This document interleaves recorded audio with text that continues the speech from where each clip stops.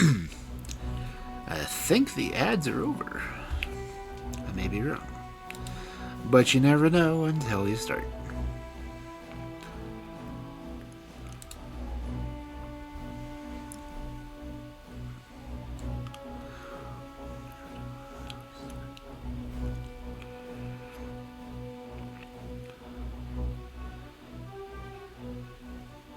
And if someone would please remind me to get my ass in gear and finish doing the editing on this, I would appreciate it.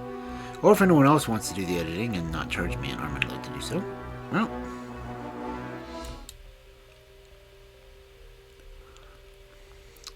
I guess the ads weren't over. Wow. That kind of sucks. So I guess Twitch decided to run a minute's worth of pre-roll ads. Holy crap, what was that?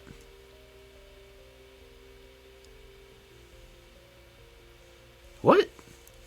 Oh, okay, that's the new alert thing.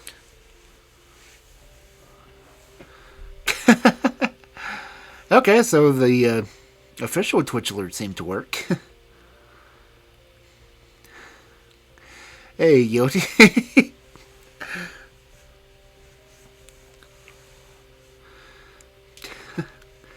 Oh, when were you playing God of War? Did I miss it?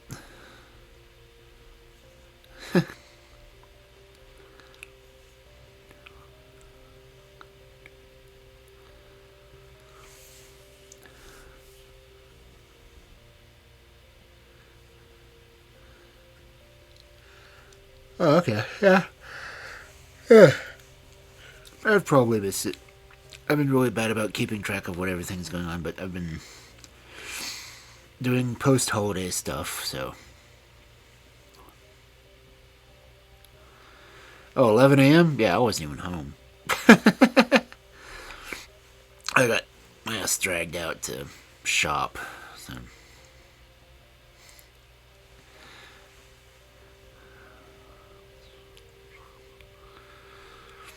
But anyway, it's. Yeah. Oh, at least my model's tracking my yawns. I guess that's a good thing.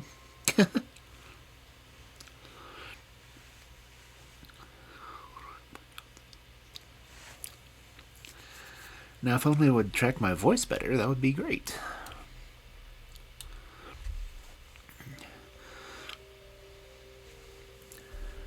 I may or may not have alcohol. Nothing major, just, port. But, yeah.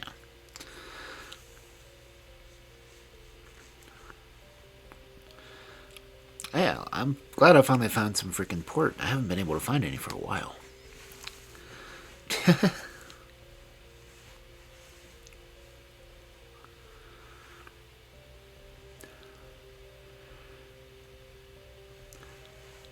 So that means fairy tales are going to be fun when I'm reading them tonight, because I will be drinking while doing them.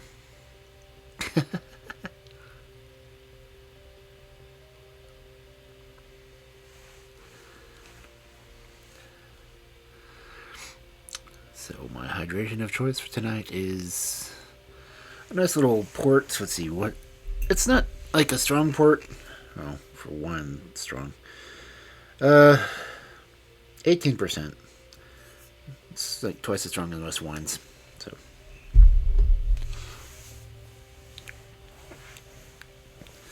Except the mead that I make, but I don't even bother with a hydrometer on that.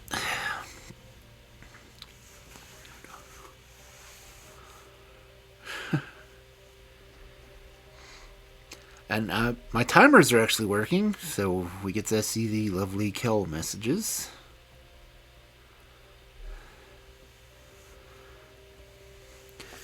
Yeah, I can see that. Of course, then there's me not, working at all, except for this, and trying to get my books edited.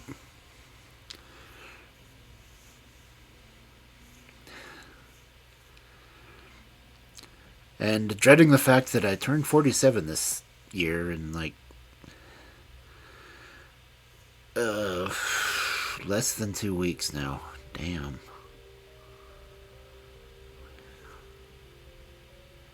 Well, not a little over 2 weeks, because it's the 22nd.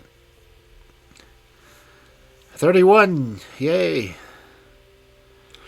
I still seem to be the oldest in the streaming group that I'm parts of.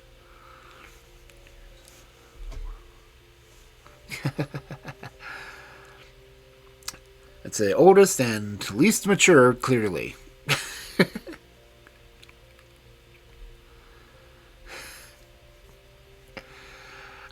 As long as I get to do this, I'm kind of having fun. It gets a little. And he redeems first. Yay! Oh. My hydrates might as well be shot tonight, but this is it, I'm drinking wine.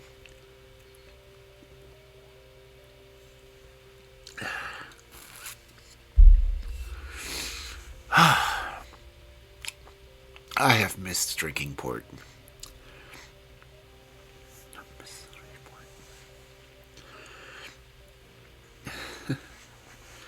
Oops, that's a pretty good one. It's the Taylor Tawny port. On your way to work? Well, I hope you have a good evening. If you get to listen to me rambling on in the stories, it'll be great, but...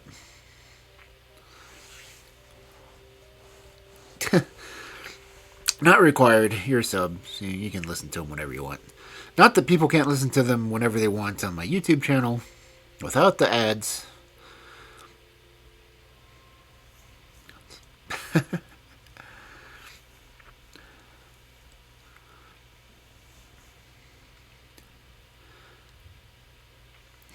Okay. Well, you know, I'd do it for at least 2 hours, depending on what kind of mood I'm in. And if I'm rushing to get back offline so I can log into Red Dead Online and make sure I do my dailies. But I was up until about 3 or 4 this morning, so I'm not too concerned about getting today's.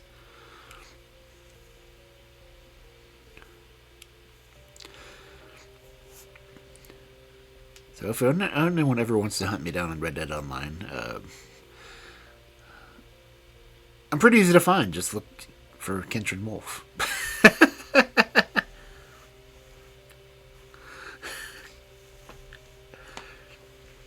Because when I go by my name, I go by my name in everything.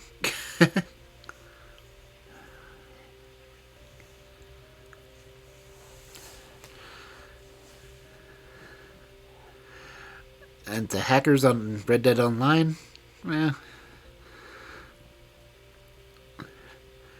PC version I can see it, the Xbox version, not so much. I don't have access to the PS4 version because I can't afford to cover that many networks.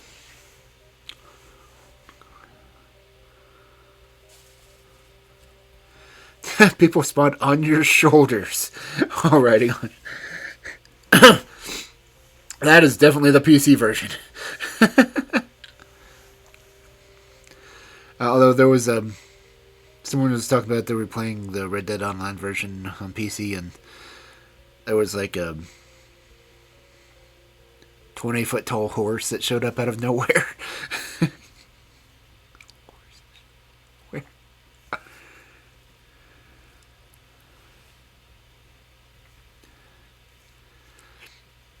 As I said, I haven't had.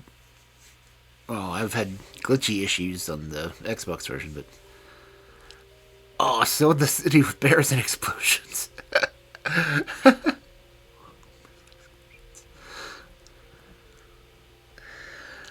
Yeah, it just makes me wish my PC could run it so I could just play with that kind of crap. Well, if I had a PC running it and I could get some mods in there, I would definitely be playing as a wolf.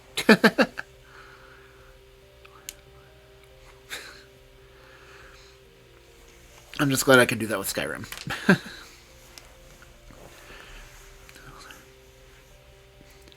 I don't know what it is about PS4, but Sony just really sucks at allowing mods.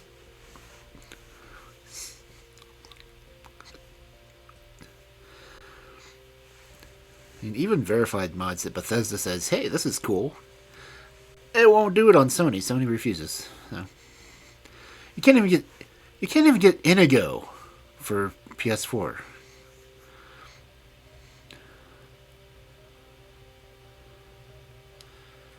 Ah. I don't know, the bears in Reddit Online aren't that hard to kill anymore. I mean, you get repeater carbine with split bullets, they're down in a shot.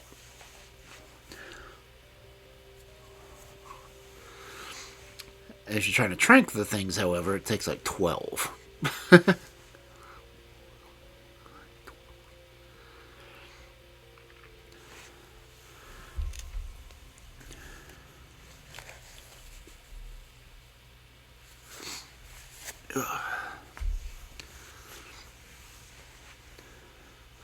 The only problem about doing the bears is when you skin them, you can only carry one at a time unless you have a hunting wagon. Then you can get maybe 5.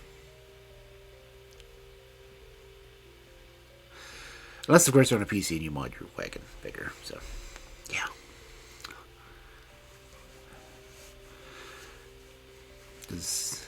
If given the chance, there was a buffalo herd that I almost wiped out, and I had absolutely no way to get the skins back.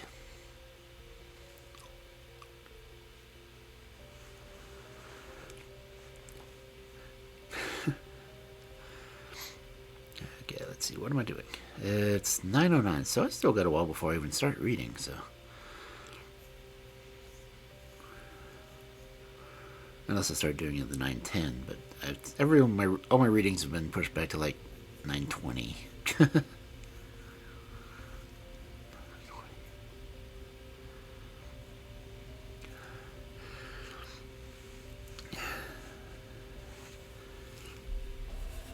And, you know, fairy tales, they don't have a hard cutoff time, so. Ooh. Good port. I'm drinking my port out of a 24-ounce mug.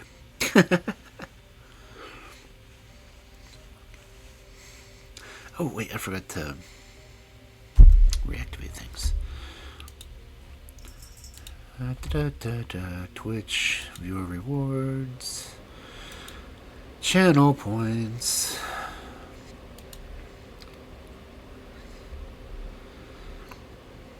Because I can do chibi stuff today. Because chibi stuff doesn't matter on Fairy Tale Day.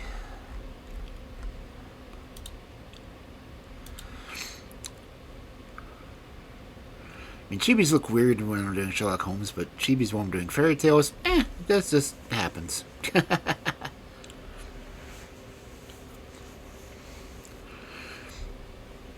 see. Make sure it showed up in the list. Yes, they're there. I just wish I could get it to put me back in at the right size. I've not figured out how to fix that yet. Go ahead and switch over to library. There it is. Boop. There we go. Where's my chat window? Oh, come on, load chat. Get up there. There it is. Okay. Why is my pinned comment not there? Chat window, interact. Okay, it is there. Just I didn't see it. Yeah. I haven't even looked to see what stories I'm doing tonight. Let me look at the book.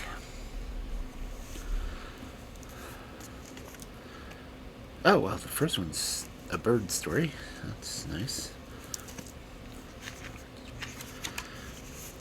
That's another thing. I got a chatbot, and I got a chatbot program to do it. I gotta figure out how the hell to get it to work.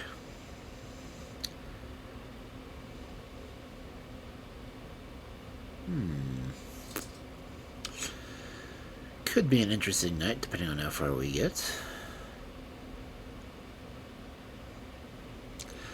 As the stories have, it's like the 3 stories that I'm looking at right now that I might be able to get through. There are, well, the first one's 17 pages, the second one's 7 pages, and the last one's only 6 pages. Yeah, I'll get through all 3 of these. But, the first 3 stories on the list that I've got in this book are The Enchanted Canary, The 12 Brothers, and Rapunzel. So, you know, I'm going to have way too much fun doing that one. Rapunzel, Rapunzel. Oh, wait, what's the story of Sigurd in here? Nice. So let's see. I've got 1, 2, 3, 4, 5, 6, 7, 8, 9, 10, 11, 12, 13. I've got 13 stories left in the Red Book. Then I go to... which book is after Red? I honestly don't remember. I'll have to look that up. I've got a couple weeks, I guess. But anyway, I guess we could get into the stories. That's, you know, anyone objects. Or the alcohol gets to me really badly and I just start rambling aimlessly for no reason.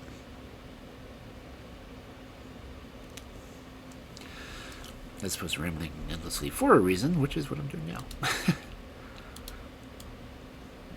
Let's sit up in my chair a little bit more. Okay, there we go.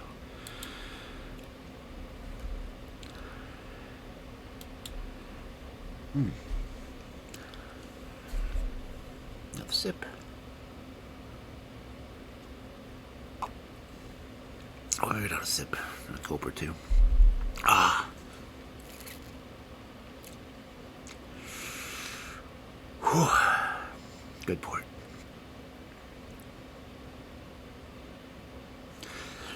Okay. And it's... for some reason I'm picturing bears spawning in on people's shoulders now.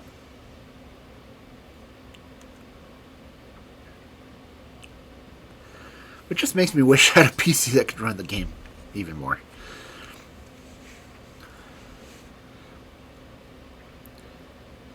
And again, still, my birthday's in 17 days. It's on the 22nd. Yeah. As opposed to my sister's, which is on the 12th.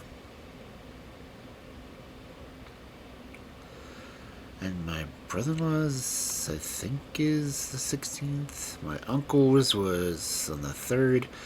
My family's got a lot of January birthdays. My mom's in February.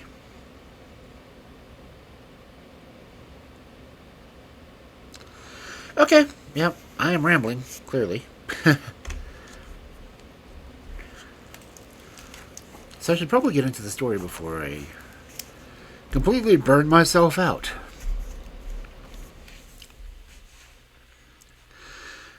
Cambrinus. That's going to be a fun name. Lived in Avesnes.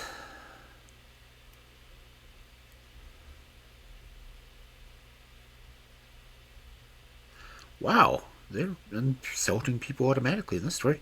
Cool, okay. So, for this wonderful Friday night fairy tales, our first flight of fairy fancy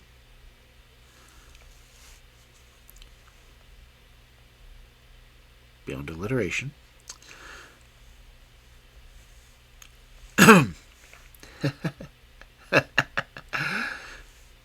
is The Enchanted Canary.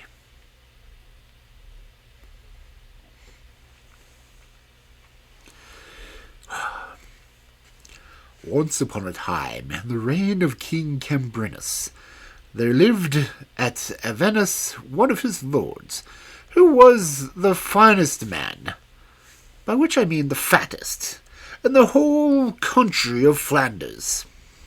He ate 4 meals a day, slept 12 hours a day of the 24, and the only thing he ever did was to shoot small birds with his bow and arrow. Still, with all his practice, he shot very badly.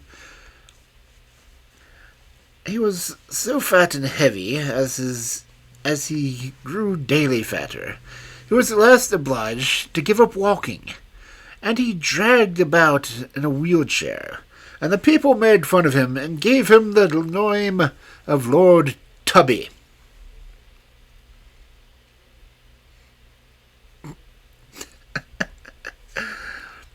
Now, the only trouble that Lord Tubby had was about his son, whom he loved very much, although they were not in the least alike, for the young prince was as thin as a cuckoo.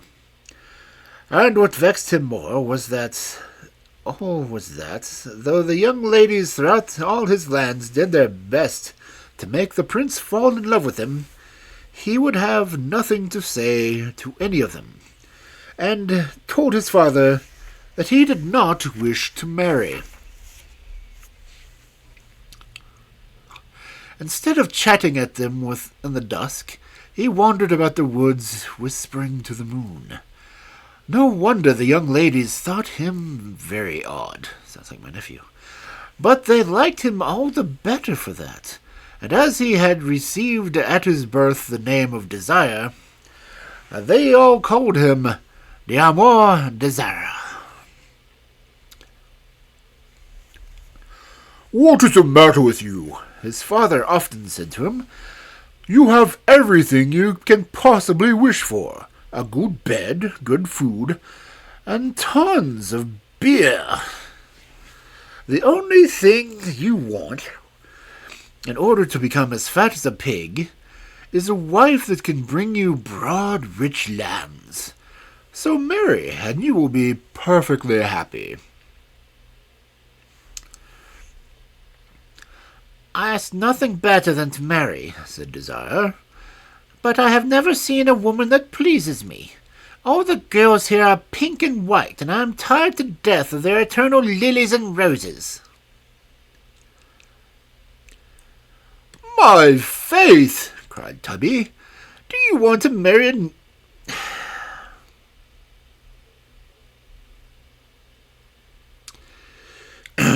Language warning. "My faith!" cried Tubby. "Do you want to marry a negress and give me grandchildren as ugly as monkeys and as stupid as owls?"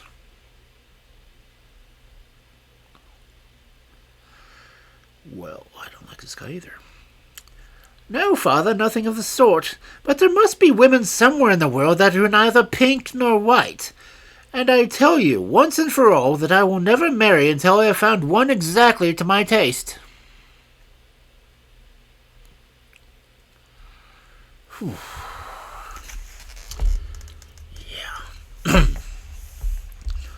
Some time afterwards, it happened that the prior of Abbey of Saint Amand sent to the Lord of Avernus a basket of oranges, with a beautifully written letter saying that these golden fruit, then unknown to Flanders, came straight from a land where the sun always shone. Florida. That evening, Tubby and his son ate the golden apples at supper, and thought them delicious. Next morning, as the day dawned, Desire went down to the stable and saddled his pretty white horse. Then he went all dressed for a journey to the bedside of Tubby, and found him smoking his first pipe. "Father," he said gravely, "I have come to bid you farewell. Last night I dreamt that I was walking in a wood where the trees were covered with golden apples. I gathered one of them, and when I opened it, there came out a lovely princess with golden skin. That is the wife I want, and I am going to look for her."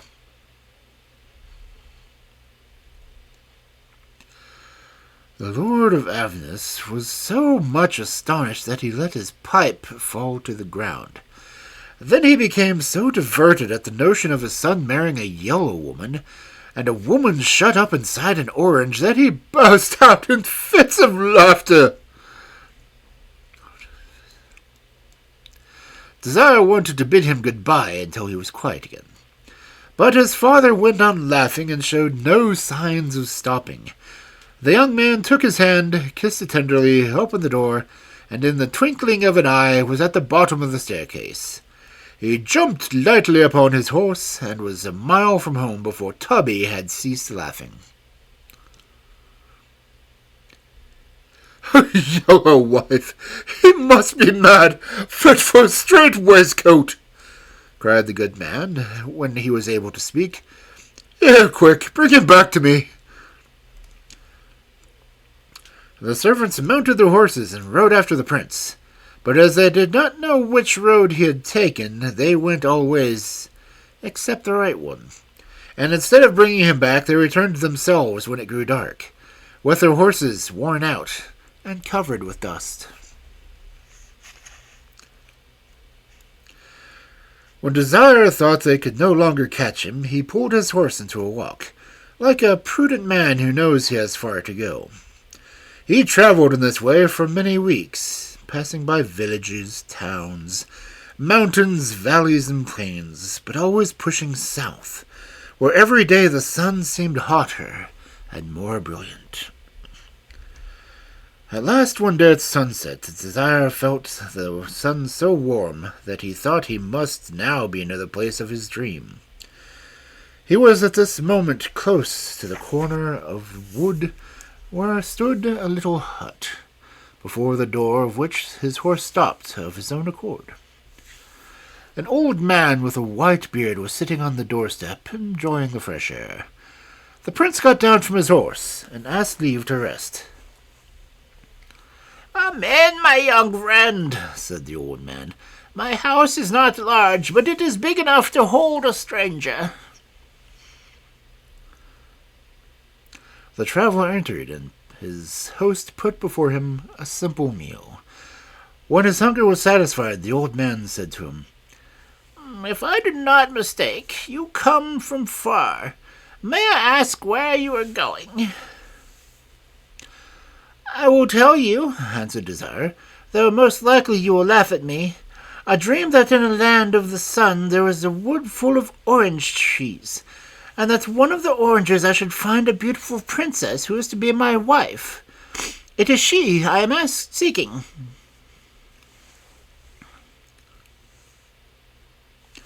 "Why should I laugh?" asked the old man. "Madness in youth is true wisdom. Go, young man, follow your dream, and if you do not find the happiness you seek, at any rate you have had the happiness of seeking it."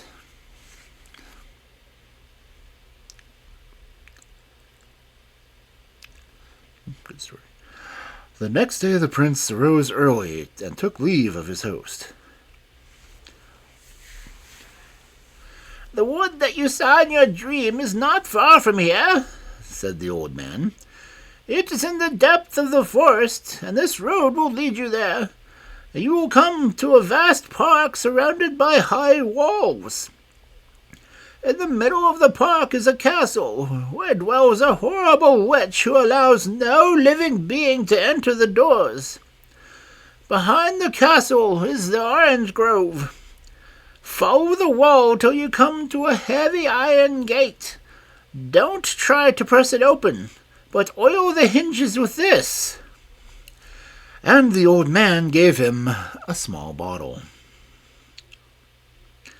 "The gate will open itself," he continued, "and a huge dog which guards the castle will come to you with its mouth wide open. But just throw him this oat cake. Next you will see a baking woman leaning over her heated oven. Give her this brush. Lastly, you will find a well on your left. Do not forget to take the cord from the bucket and spread it in the sun.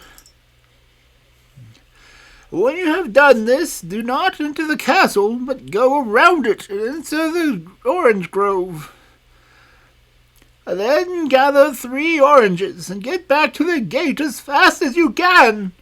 Once out the gate, leave the forest by the opposite side. Now, Attend to this. Whatever happens, do not open your oranges until you reach the bank of the river or a fountain. Out of each orange will come a princess, and you can choose whichever you like for your wife.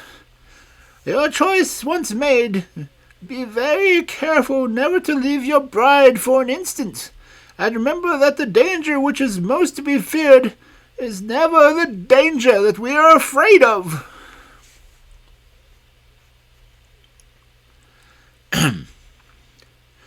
Desire thanked his host warmly and took the road he pointed out.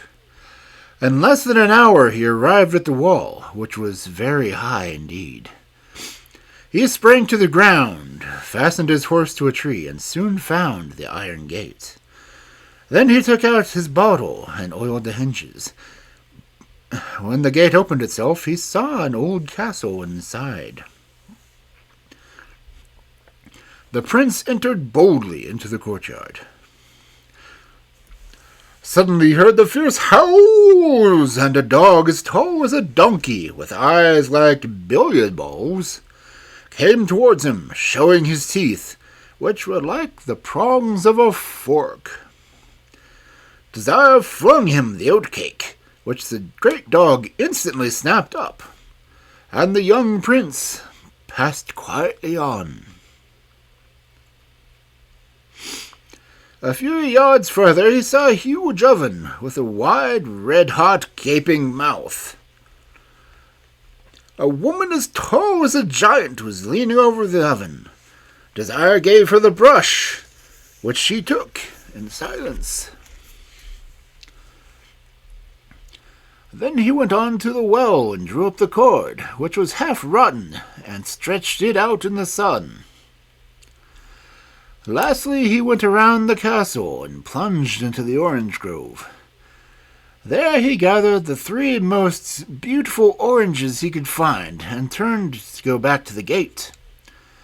But just at this moment the sun was darkened, the earth trembled, and Desire heard a voice crying,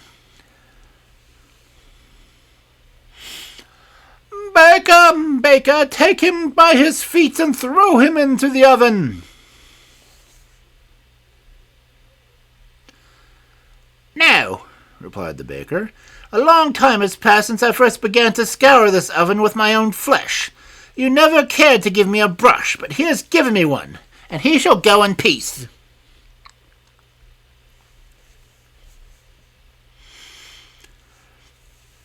"Rope, oh rope!" the voice cried again. "Twine yourself around his neck and strangle him!" "No," replied the rope.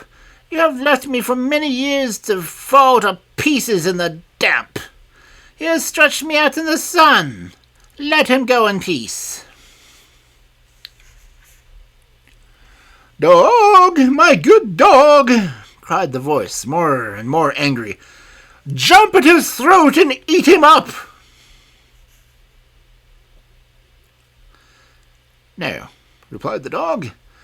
"Though I have served you long, you never gave me any bread. He has given me as much as I want. Let him go in peace." "Iron gate!" cried the voice, howling like thunder. "Forward him and grind him to powder!" "No," replied the gate.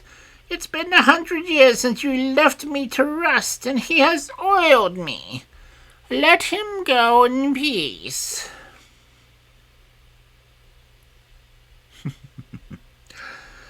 Once outside, the young adventurer put his oranges into a bag that hung from his saddle, mounted his horse, and rode quickly out of the forest. Now, as he was longing to see the princesses, he was very anxious to come to a river or fountain, but though he rode for hours, a river or fountain was nowhere to be seen. Still his heart was lightened, for he felt that he had got through the most difficult part of his task. The rest was easy. About midday, he reached a sandy plain, scorching in the sun. Here he was seized with a dreadful thirst. He took his gourd and raised it to his lips. But he found the gourd empty. In the excitement of his joy, he had forgotten to fill it. He rode on, struggling with his sufferings, but at last he could bear it no longer. He let himself slide to the earth and lay down beside his horse, his throat burning, his chest heaving, and his head going around. Already he felt that death was near him, when his eyes fell on the bag where the oranges peeked out. Poor Desire, he had braved so many dangers to win the lady of his dreams, would have given at this moment all the princesses in the world, were they pink or golden, for a single drop of water. "Ah," he said to himself, "if only these oranges were real fruit as refreshing as what I ate in Flanders. And after all, who knows?"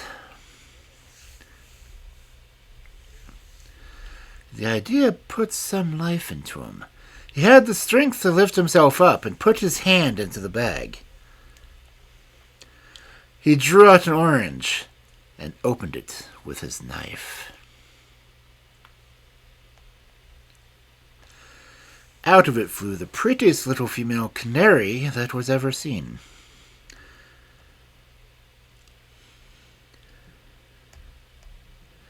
"Give me something to drink, I'm dying of thirst," said the little bird. "Wait a minute," replied Desire, so much astonished that he forgot his own sufferings. And to satisfy the bird, he took his second orange and opened it without thinking of what he was doing. Out flew another canary, and she too began to cry. "I'm dying of thirst, give me something to drink." Then Tubby's son saw his folly, and while the two canaries flew away, he sank to the ground, where, exhausted in his last efforts, he lay unconscious.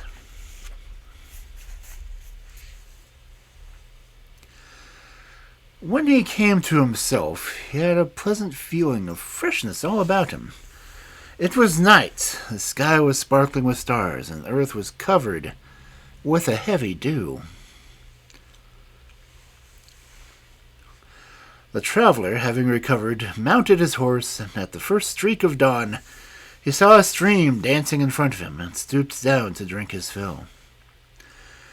He hardly had courage to open his last orange.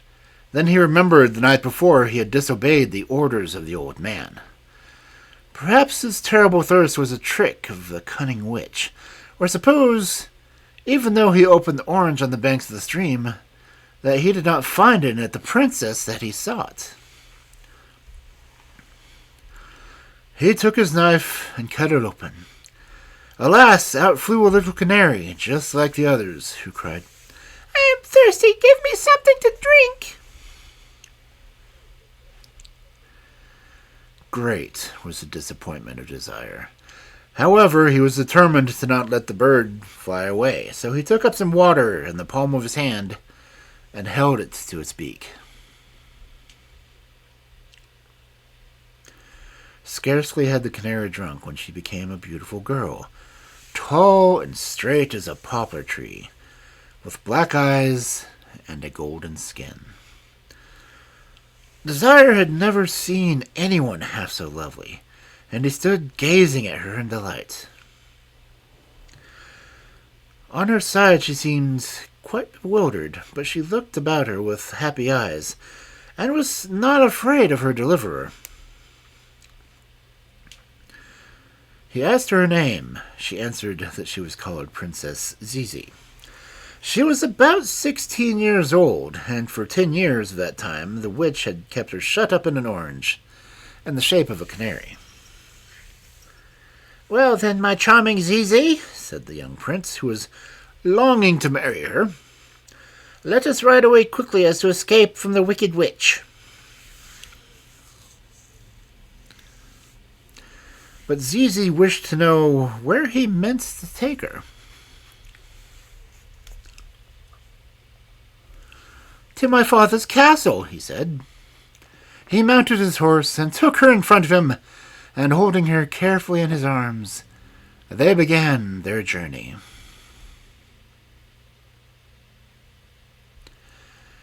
Everything the princess saw was new to her, and in passing through mountains, valleys, and towns, she asked 1,000 questions. Desire was charmed to answer them. It was so delightful to each of those one loves. Once she inquired what the girls in his country were like. "They're pink and white," he replied, "and their eyes are blue." "Do you like blue eyes?" said the princess. But Desire thought it was a good opportunity to find out what was in her heart, so he did not answer. "And no doubt," went on the princess, "one of them is your intended bride?"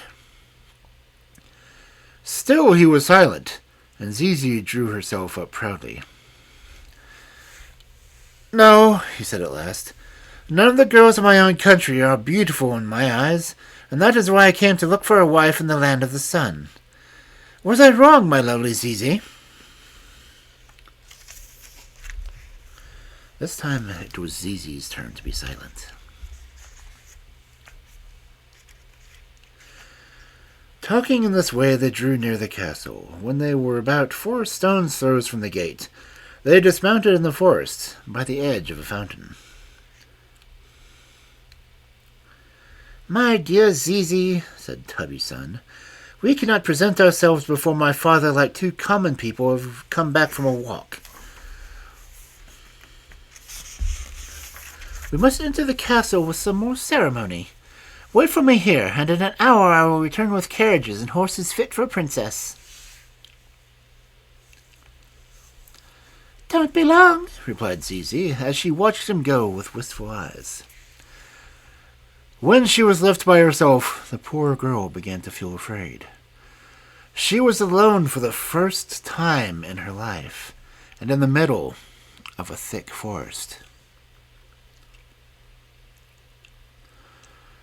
Suddenly she heard a noise among the trees. Fearing lest it should be a wolf, she hid herself in the hollow trunk of a willow tree which hung over the fountain. It was big enough to hold her altogether, but she peeped out, and her pretty head was reflected on the clear water. Then there appeared, not a wolf, but a creature quite as wicked and quite as ugly. Let us see what this creature was. Now, not far from the fountain there lived a family of bricklayers.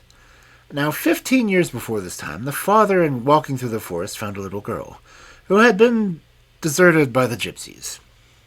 He carried her home to his wife, and the good woman was sorry for her, and brought her up with her own sons. As she grew older, the little gypsy became more and more remarkable for her strength and cunning than for sense or beauty. She had a low forehead and a flat nose, thick lips, and coarse hair, and a skin not golden like that of Zizi, but the color of clay. As she was always being teased about her complexion, she got as noisy and cross as a titmouse. So they called her Titty.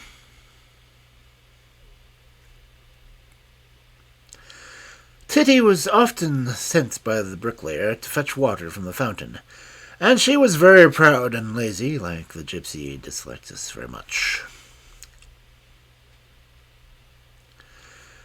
It was she who had frightened Zizi by appearing with her pitcher on her shoulder. Just as she was stooping to fill it, she reflected in the water the lovely image of the princess.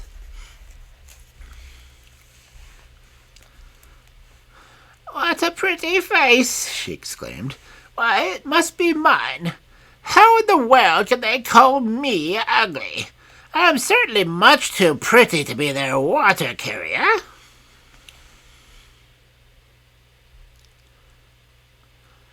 So saying, she broke her pitcher and went home.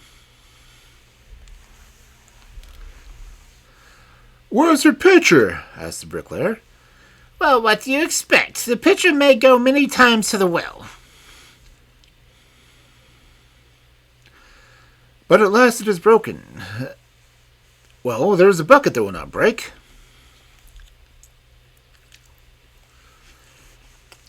The gypsy returned to the fountain, addressing once more the image of Zizi, and said, "No, I don't mean to be a beast of burden any longer." And she flung the bucket so high in the air that it stuck in the branches of an oak. "I met a wolf," she told the bricklayer, "and broke the bucket across his nose."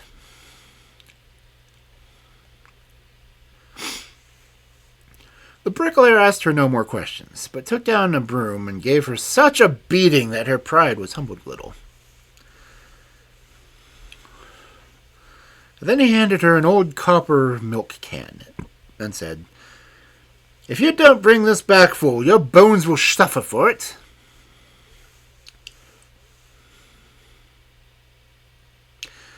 Titty went off rubbing her sides, but this time she did not dare to disobey, and in a very bad temper stooped down over the well. It was not an easy task to fill the milk can, which was large and round. It would not go down into the well, and the gypsy had to try and try again. At last her arms grew so tired that when she did manage to get the can properly under the water, she had no strength to pull it up, and it rolled to the bottom. On seeing the can disappear, she made such a miserable face that Zizi, who had been watching her all the time, burst into fits of laughter. Titty turned around and perceived the mistake she had made, and she felt so angry that she made up her mind to be revenged at once.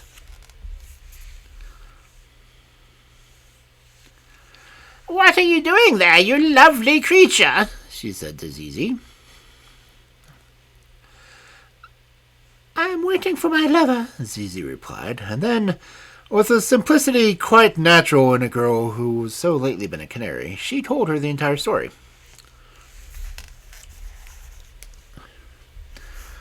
The gypsy had often seen the young prince pass by, with his gun on his shoulder, when he was going after crows.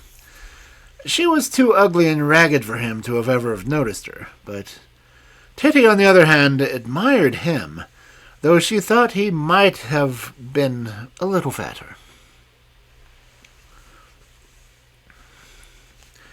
"Dear, dear," she said to herself, "so he likes yellow women. Why, I am yellow too. If only I could think of a way." It was not long before she did think of it. "What?" cried the sly Titty. "They are coming with great pomp to fetch you, and you are not afraid to show yourself to many fine lords and ladies with your hair down like that? Go it down at once, my poor child, and let me dress your hair for you."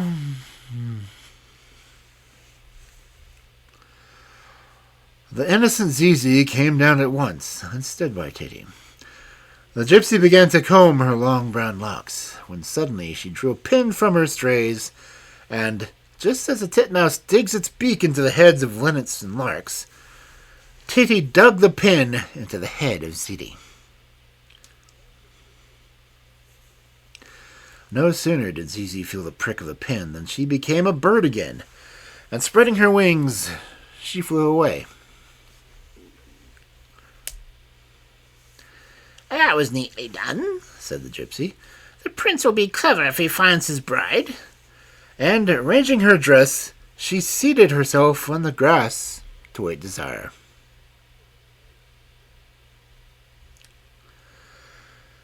Meanwhile, the prince was coming as fast as his horse could carry him. He was so impatient that he was always a full 50 yards in front of his lords and ladies, sent by Tubby to bring back this Zizi. At the sight of this hideous gypsy, he was struck dumb with surprise and horror.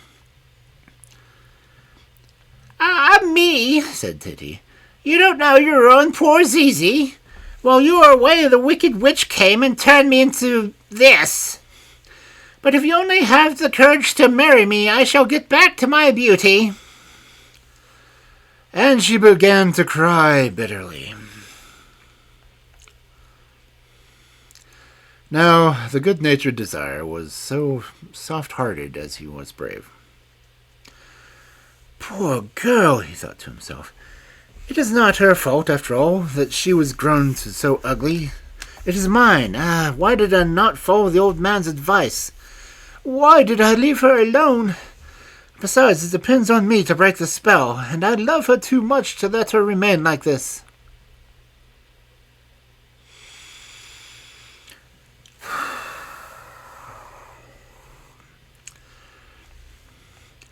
So he presented the gypsy to the lords and ladies of the court, explaining to them the terrible misfortune which had befallen his beautiful bride. They all pretended to believe it, and the ladies at once put on the false princess the rich dresses they had brought for Zizi. Then she was perched on the top of a magnificent ambling palfrey, and they set forth to the castle. Bells were pealing, chimes ringing, and the people filled the streets and standing at their doors to watch the procession go by, and they could hardly believe their eyes when they saw what strange bride their prince had chosen.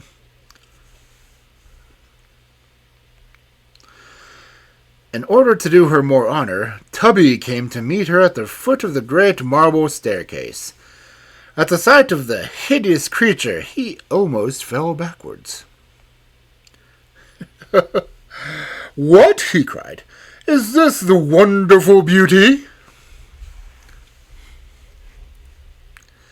"Yes, father, it is she," replied Desire with a sheepish look.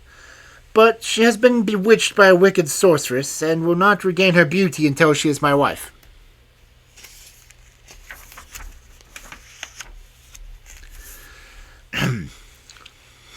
"Does she say so?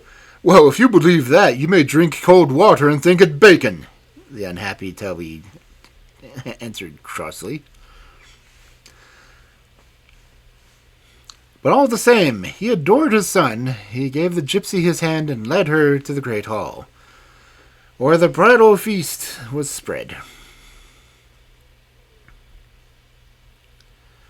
The feast was excellent, but Desire hardly touched anything.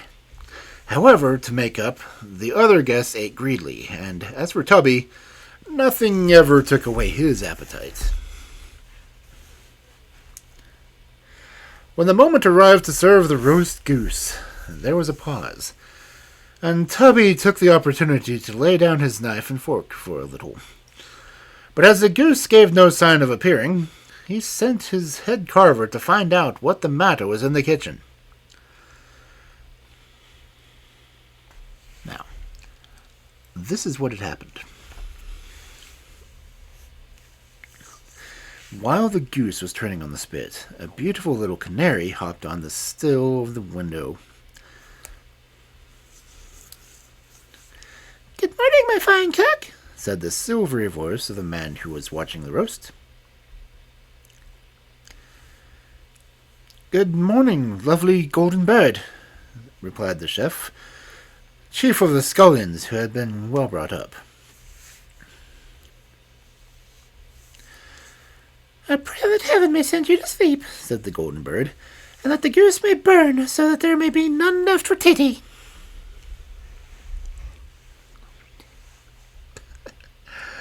And instantly the chef of the scullions fell fast asleep, and the goose was burnt to a cinder.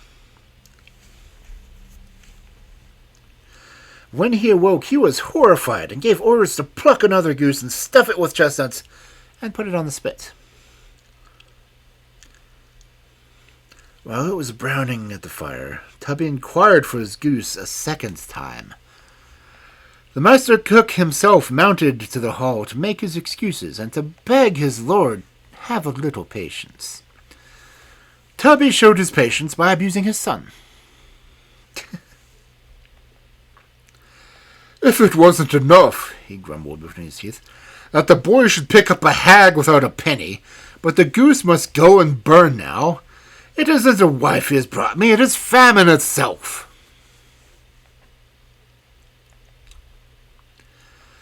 While the master cook was upstairs, the golden bird came again to perch on the windowsill, and called in her clear voice to the head scullion, who was watching the spit. "Good morning, my fine scullion." "Good morning, lovely golden bird," replied the scullion, whom the master cook had forgotten in his excitement to warn. "I pray to heaven," went the canary, "that you will send you to sleep, and that the goose may burn, and there may be none left for Titty."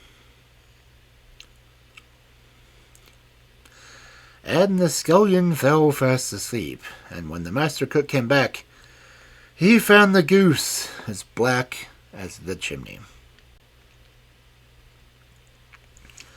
In a fury he woke the scullion, who, in order to save himself from blame, told the whole story. "That accursed bird," said the cook.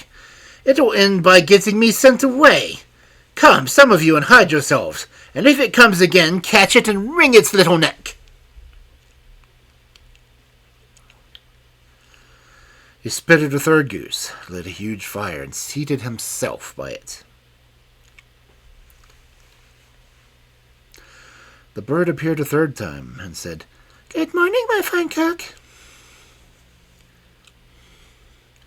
"Good morning, lovely little bird," replied the cook, as if nothing had happened.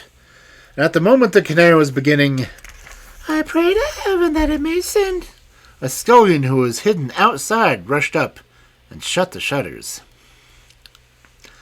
The bird flew into the kitchen. Then all the cooks and scullions sprang after it, knocking at it with their aprons.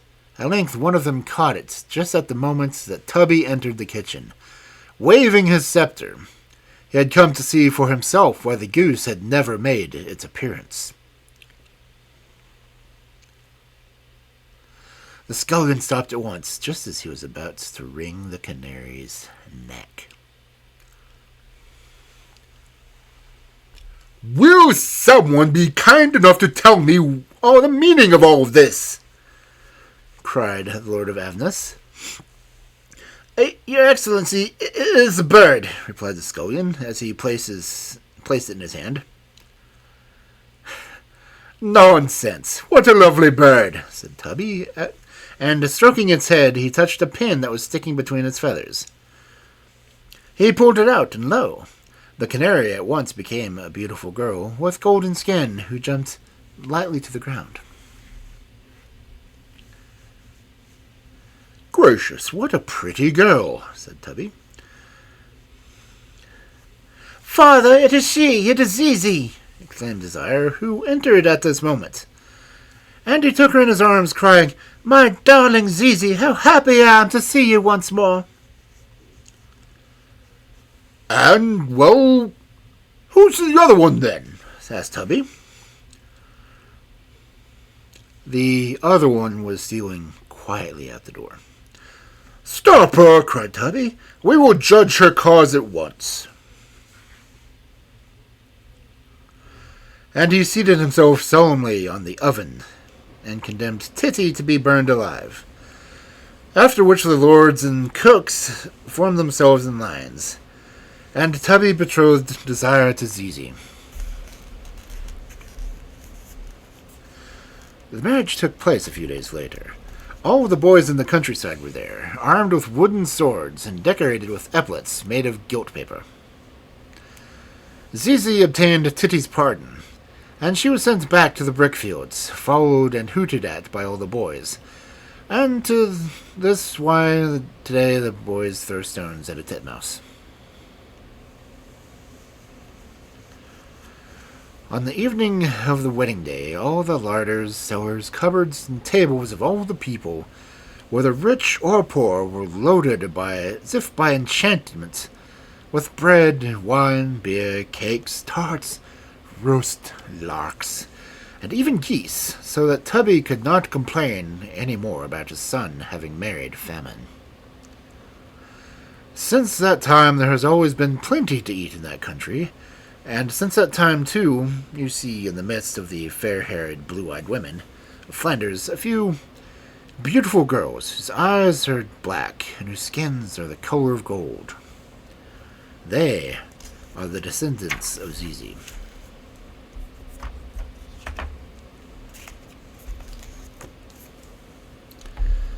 And now I have the incredible desire to go to Flanders.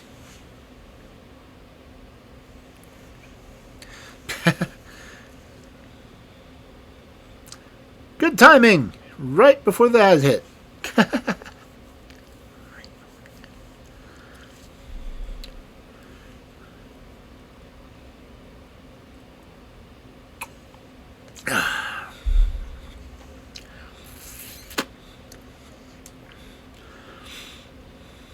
And that was the longest story for the evening, so the other ones should be a little bit better. And again, I do apologize for the language in that, because I didn't really think about it.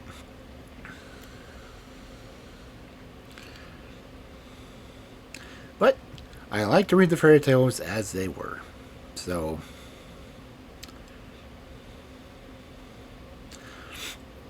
I want to see black-eyed, yellow-skinned, golden-skinned maidens now.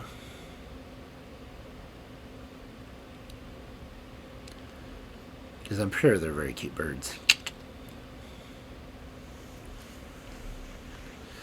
Okay. I will wait until the ad timer finishes before I start the next story. Because on mine, it says it's still got a minute and 40 seconds.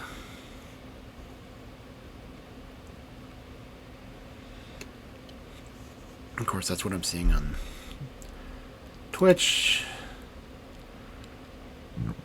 Oh, excuse me.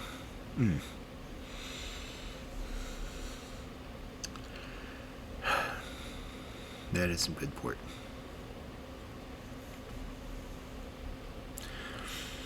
Of course, I don't know how many people are going to know the 12 Brothers. That's the next story.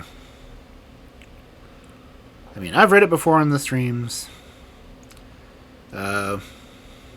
Probably a few months ago when I was doing another set of tales. But it's the one that's, well,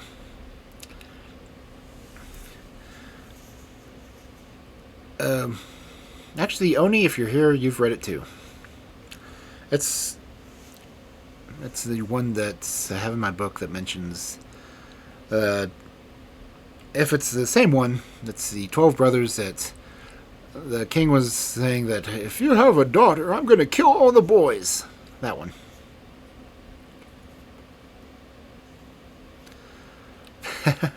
Spoilers. No. Honestly, if I have to put spoiler tags on fairy tales that are 5 centuries old, I mean, the versions I'm reading are still, like, over a century old. Okay, ads are over, I think. I hope. I pray and I dream. Yep, this is that story.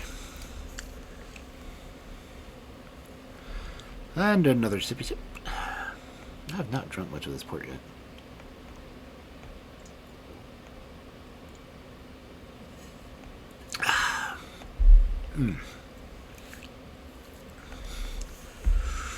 Ooh.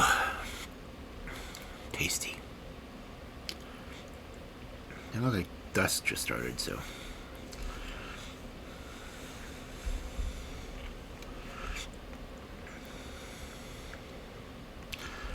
Alright, next, our second story for this absolutely fantabulous Friday Night Fairy Tales.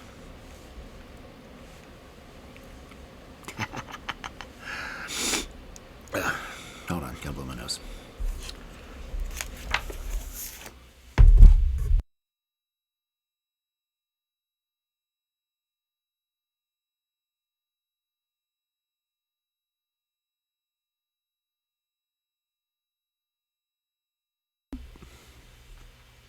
I'm going to say boop every time I touch my microphone. I booped it on. I booped it off. Okay.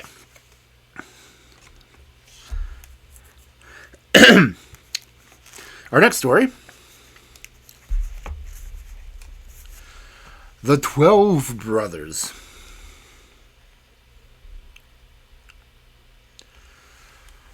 There were once upon a time a king and queen who lived happily together, and they had 12 children, all of whom were sons.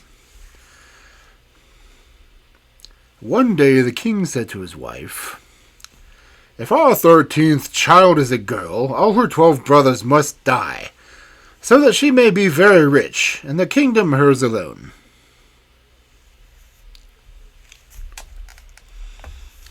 Then he ordered 12 coffins to be made, and filling them with shavings, and placed a little pillow in each. These he put away in an empty room, and giving the key to his wife, he bade her to tell no one.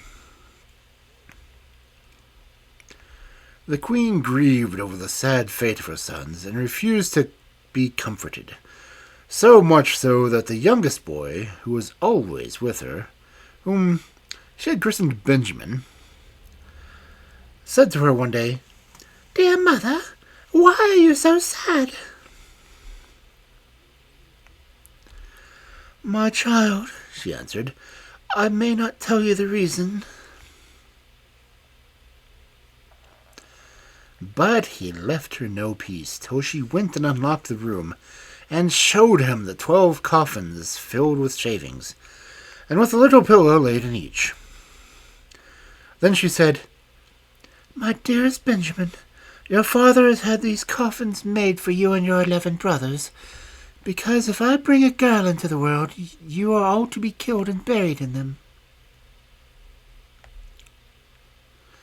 She wept bitterly as she spoke, but her son comforted her and said, "Don't cry, dear mother.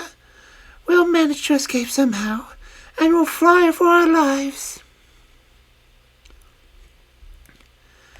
"Yes," replied his mother, "that is what you must do.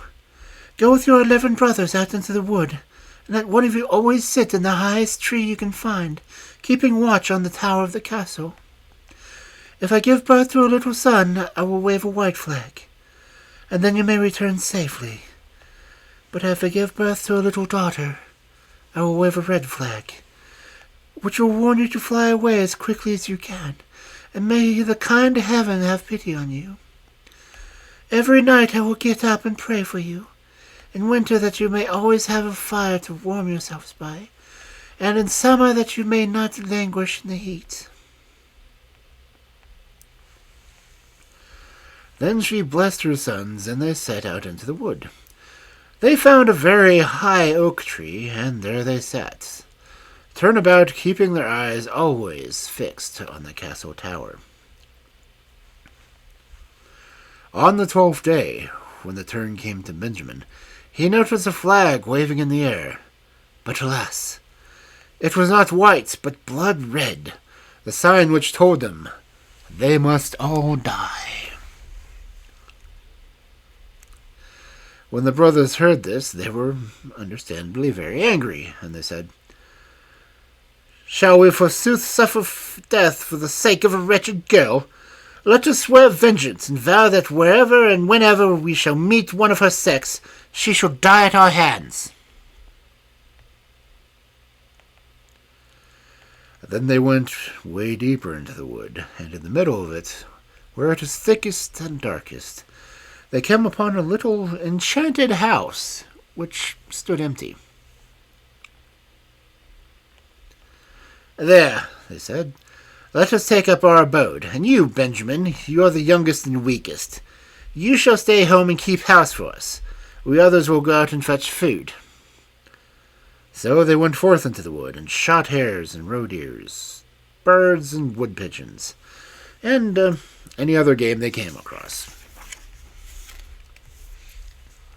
They always brought their spoils home to Benjamin, who soon learned to make them into dainty dishes. So they lived for 10 years in this house. and the time slipped merrily away. In the meantime, their little sister was at home growing up quickly.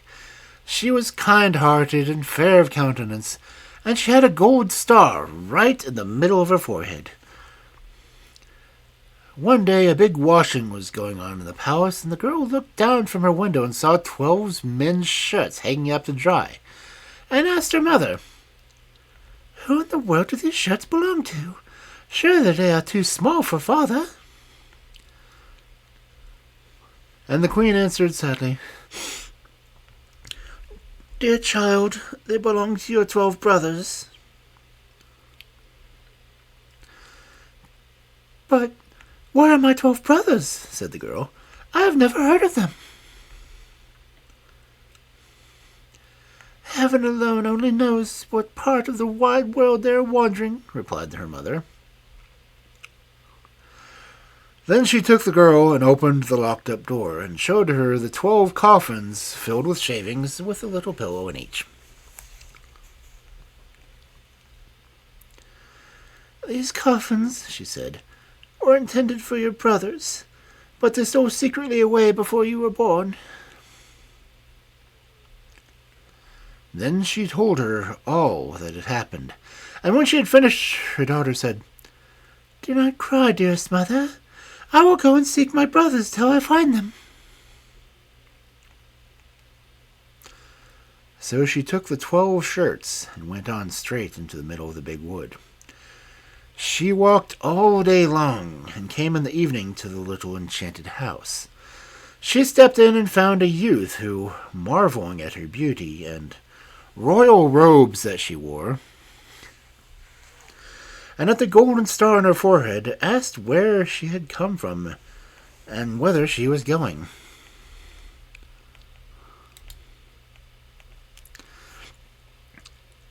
"I am a princess," she answered, "and am seeking my 12 brothers. I meant to wander as far as the blue sky stretches over the earth till I find them."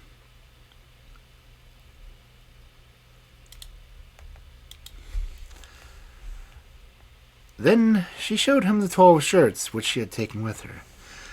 And Benjamin saw that it must be his sister, and said, "I'm Benjamin, your youngest brother."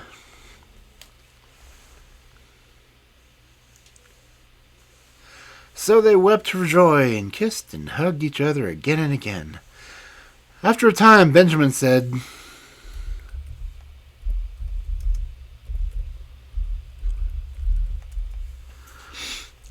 "Dear sister, there is still a little difficulty, for we had all agreed that any girl we should meet should die at our hands, because it was for the sake of a girl that we had to leave our kingdom."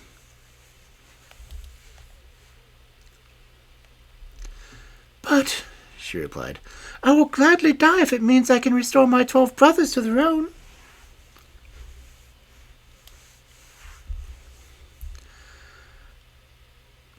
"No," he answered, "there is no need for that. Only go and hide under the tub until our 11 brothers come in, and I'll soon make matters right with them."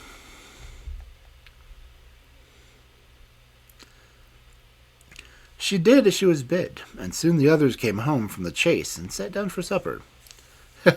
"Oh, Benjamin, what's the news?" they asked, but he replied, "I like that. Have you nothing to tell me?"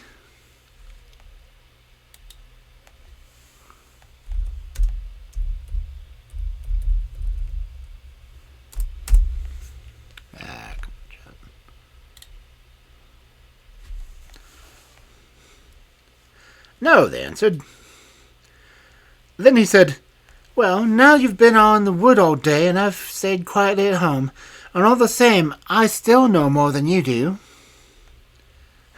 "Then tell us," they had cried. But he answered, "Only on one condition, that you promise faithfully that the first girl we meet shall not be killed." "She shall be spared," they promised. "Only tell us the news." Then Benjamin said, "Our sister is here." And he lifted up the tub, and the princess stepped forward. with her royal robes and the golden star on her forehead, looking so lovely and sweet and charming that they all fell in love with her on the spot. They arranged that she should stay at home with Benjamin and help him at the housework, while the rest of the brothers went to the woods and shot hares and roe deer, birds, and wood pigeons. And Benjamin and his sister cooked their meals for them. She gathered the herbs to cook the vegetables in, he fetched the wood, and watched the pots on the fire. And always when her 11 brothers returned, she had their supper ready for them. Besides this, she kept the house in order, tidied all the rooms, and made herself so generally useful that her brothers were delighted, and they all lived happily together ever after.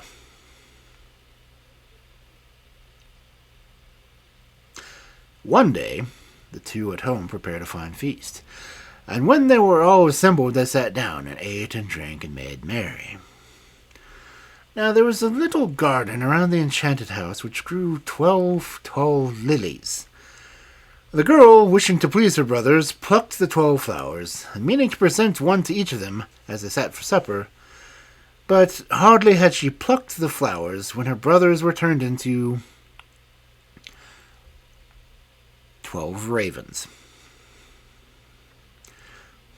who flew croaking over the wood and the house, and the garden vanished also.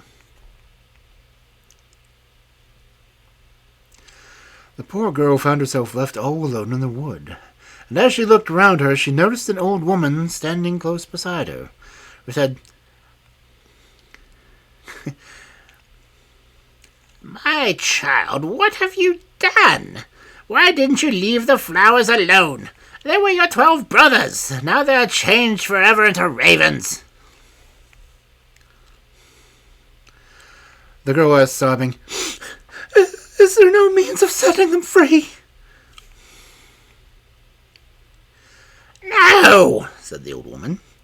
"There's only one way in the whole world, and that is so difficult that you won't free them by then, for you would have to be dumb and not laugh for 7 years.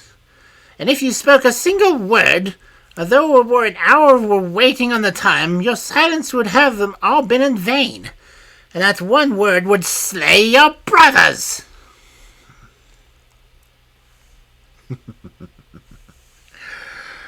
Then the girl said to herself, "If that is all, I am quite sure I can free my brothers."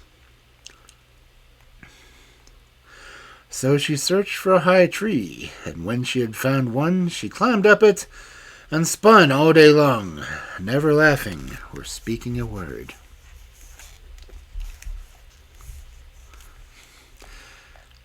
Now it happened one day that a king who was hunting in the wood had a large greyhound, who ran sniffing to the tree on which the girl sat.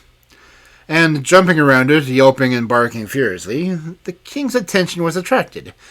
And when he looked up and beheld the beautiful princess with a golden star on her forehead, he was so enchanted by her beauty that he asked her on the spot to be his wife.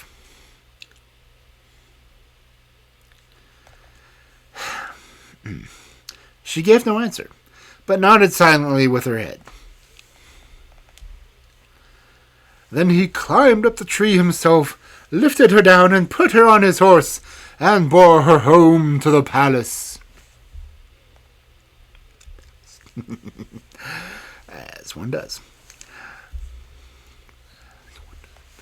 The marriage was celebrated with much pomp and ceremony, but the bride neither spoke nor laughed.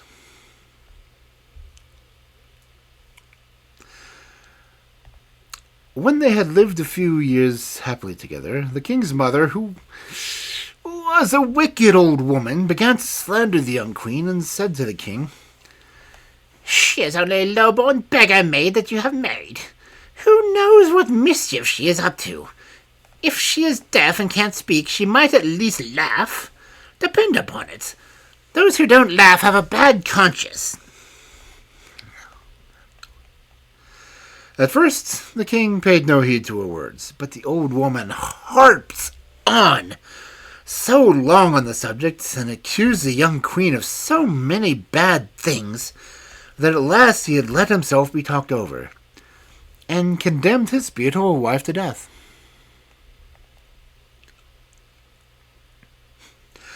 So a great fire was lit in the courtyard of the palace, where she was to be burnt.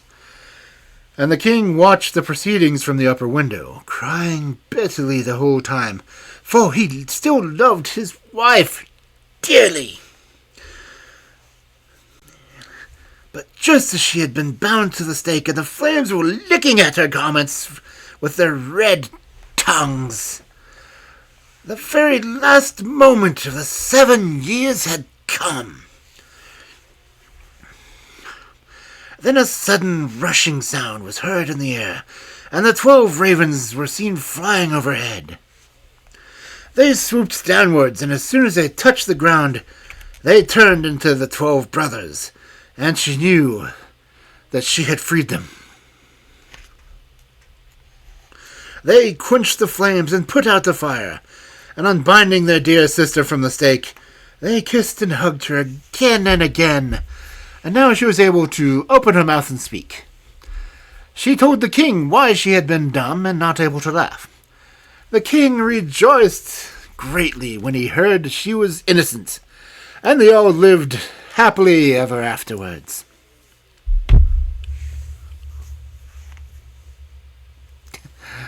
Now I drink.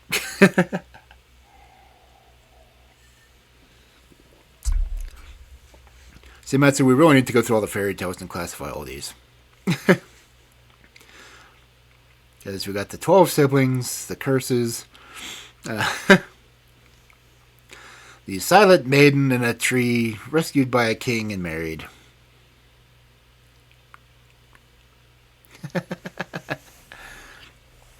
I think in my book I make that crack like 3 times.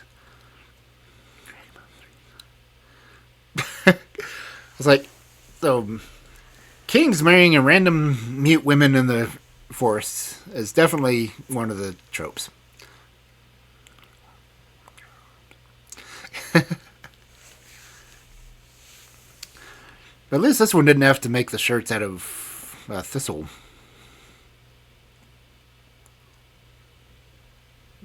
It was thistle strands. Oh, it was nettle.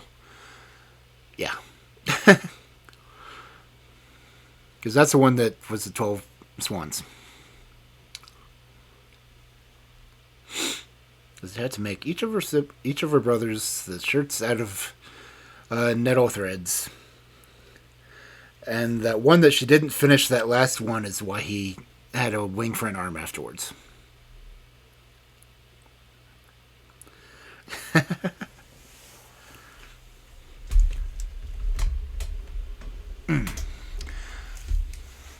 I may get that book and list it on my throne and see if anyone's willing to. Oh, it was a set of 6 books, but it was $100, and I, could not afford it.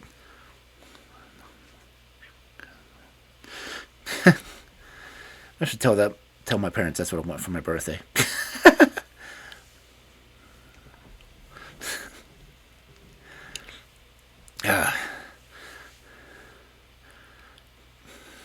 And all I can think is Monty Python goes, "Strange women living in trees is not the right to be a queen."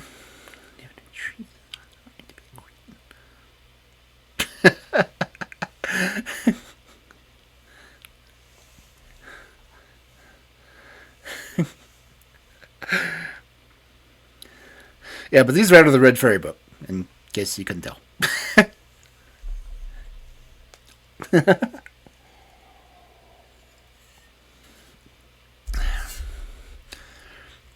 So the previous fairy tale was the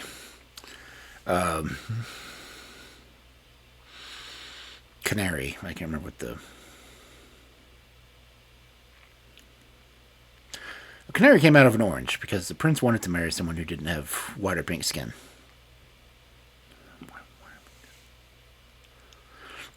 Fairy tales are just generally weird. I accept that in my life.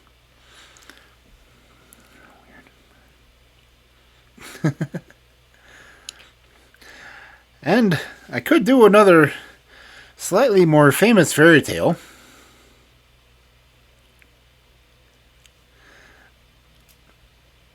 Because it is the next one in the book.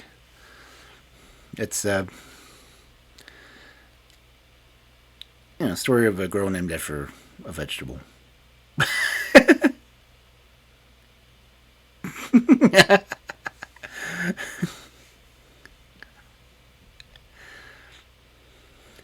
So anyway, I hope you're feeling better, Matsu. Is COVID finally getting over soon, or because it's been almost a week? It usually doesn't last longer than that, from what I've seen. Depends on the case, I guess.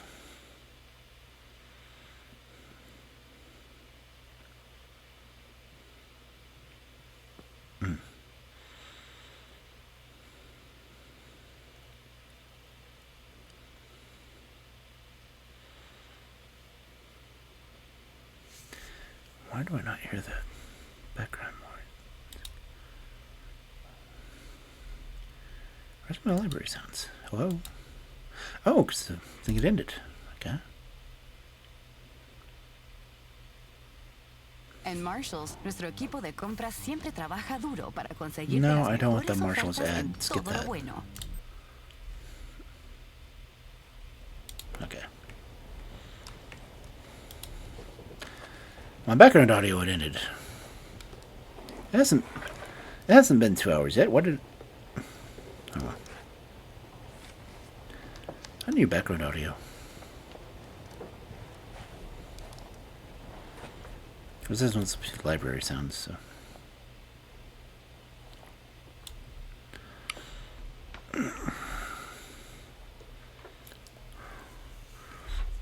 Let's see. How long is this version of Rapunzel?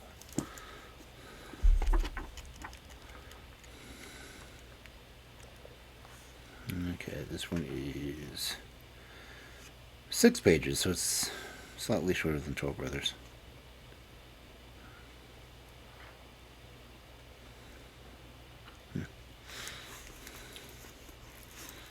We've got... That's only 10:25. I can do another one.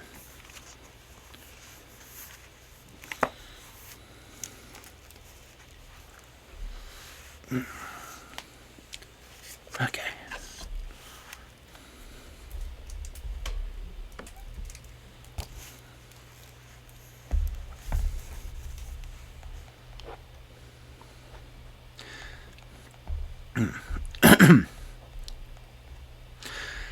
Okay, so likely our final story for the night.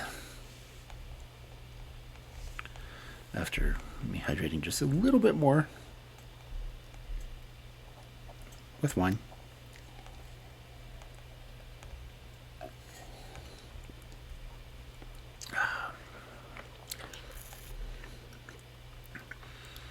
Oh, and a stretch. Well, while we're stretching.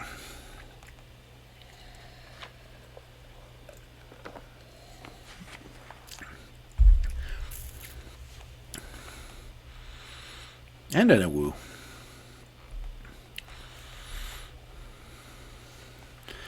I had a woo, but I tend to pick my mic when I do it now.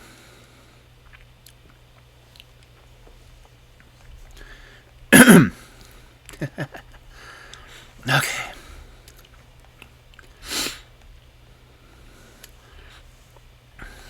So our final four... Oh, final four... Why am I saying foray? I mean, it makes sense because it's the final four into the Friday Fairy Night...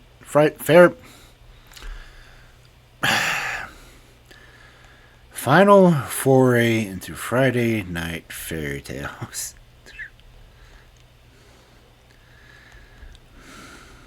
I haven't drunk that much, honestly. I mean... Okay, maybe I have.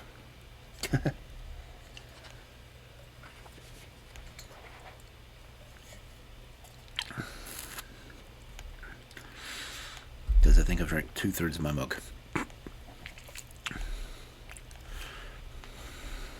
Okay.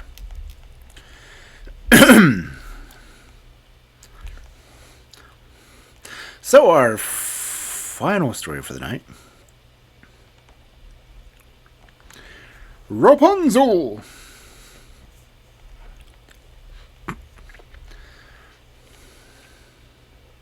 Once upon a time lived a man and his wife, who were very unhappy because they had no children.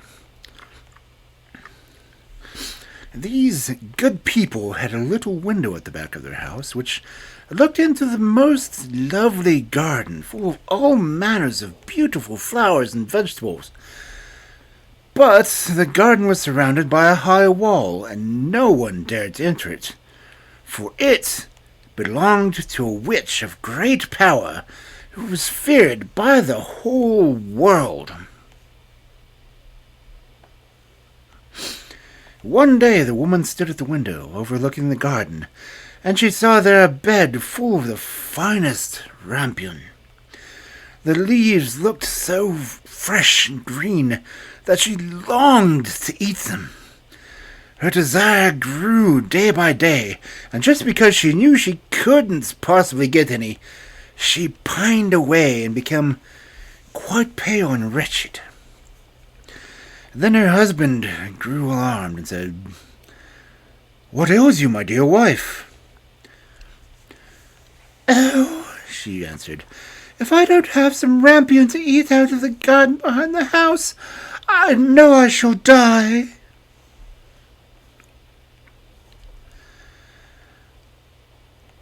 The man who loved her dearly thought to himself, "Come, rather than let your wife die, you shall fetch her some rampion, no matter the cost." So at dusk he climbed over the wall into the witch's garden, and hastily gathered a handful of rampion leaves, and returned with them to his wife. She made them into a salad, which tasted good, that her longing for the forbidden food was greater than ever. If she were to know any peace of mind, and give him any, there was nothing but it, for that her husband should climb over the garden wall again, and fetch her some more. So at dusk he got over, but when he reached the other side, he drew back in terror, for there, standing before him, was the old witch. "How dare you," she said with a wrathful glance, "climb into my garden and steal my rampion like a common thief? You shall suffer for your foolhardiness." "Oh," he implored, "pardon my presumption. Necessity alone drove me to this deed. My wife saw your rampion from her window and conceived such a desire for it that she certainly would have died if her wish had not been granted." Then the witch's anger was a little appeased, and she said, "If it's as you say, you may take as much rampion away with you as you like, but on one condition: that you give me the child your wife will shortly bring into the world. All shall go well with it, and I will look after it like a mother." The man in his terror agreed to everything she asked. And soon as the child was born, the witch appeared, and having given it the name of Rapunzel, which is the same as a rampion, she carried it off with her.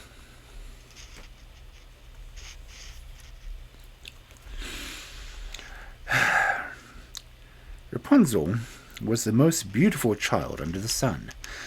When she was 12 years old, the witch shut her up in a tower, as one does, in the middle of a great wood, and the tower had neither stairs nor doors, only high up at the very top, a small window. When the old witch wanted to get in, she stood underneath, and she called out, "Rapunzel, Rapunzel, let down your golden hair."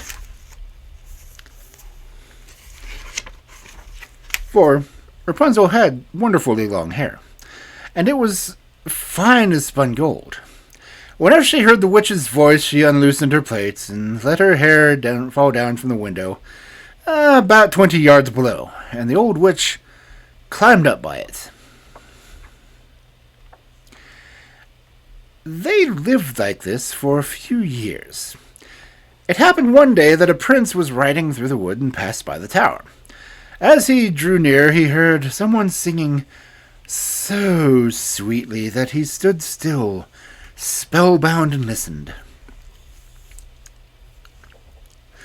It was Rapunzel, in her loneliness, trying to while away the time by letting her sweet voice ring out into the wood. The prince longed to see the owner of the voice, and he sought in vain for a door in the tower. He rode home, but he was so haunted by the song that he heard that he returned every day to the wood and listened. One day, when he was standing thus behind a tree, he saw the old witch approach and heard her call out, "Rapunzel, Rapunzel, let down your golden hair." Then Rapunzel let down her plaits, and the witch climbed up by them. "So, that's the staircase, is it?" said the prince. "Then I too will climb it, and try my luck." So, the following day at dusk, he went to the foot of the tower, and cried, "Rapunzel, Rapunzel, let down your golden hair!" And as soon as she had let it down, the prince climbed up. At first Rapunzel was terribly frightened when a man came in, for she had never seen one before. But the prince spoke to her so kindly, and told her that once that his heart had been touched by her singing, and that he felt he should know no peace of mind till he had seen her. Very soon Rapunzel forgot her fear, and when he asked her to marry him, she consented at once. "For," she thought, "he is young and handsome, and I'll certainly be happier with him than I am with the old witch." So she put her hand in his and said, "Yes, I will gladly go with you. Only, how am I to get down from the tower? Every time you come to see me, you must bring a skein of silk with you, and I will make a ladder of them, and when it is finished I will climb down by it, and you will take me away on your horse."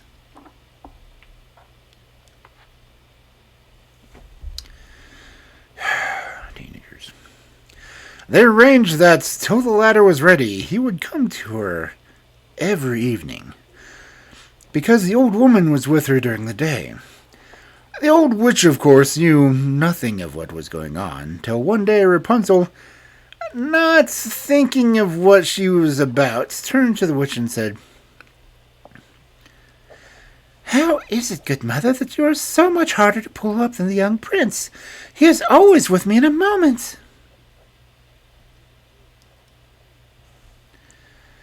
"Oh, you wicked child!" cried the witch. "What is this I hear? I thought I had hidden you safely from the whole world, and in spite of it, you have managed to deceive me." In her wrath, she seized Rapunzel's beautiful hair, wound it around her left hand, then grasping a pair of scissors in her right, snip-snap, off it came, and the beautiful plaits lay on the ground. And worse than this, she was so hard-hearted that she took Rapunzel to a lonely desert place and left her there to live in loneliness and misery. But on the evening of the day in which she had driven poor Rapunzel away, the witch fastened the plates onto a hook on the window, and when the prince came and called out, "Rapunzel, Rapunzel, let down your golden hair," she let them down, and the prince climbed up as usual.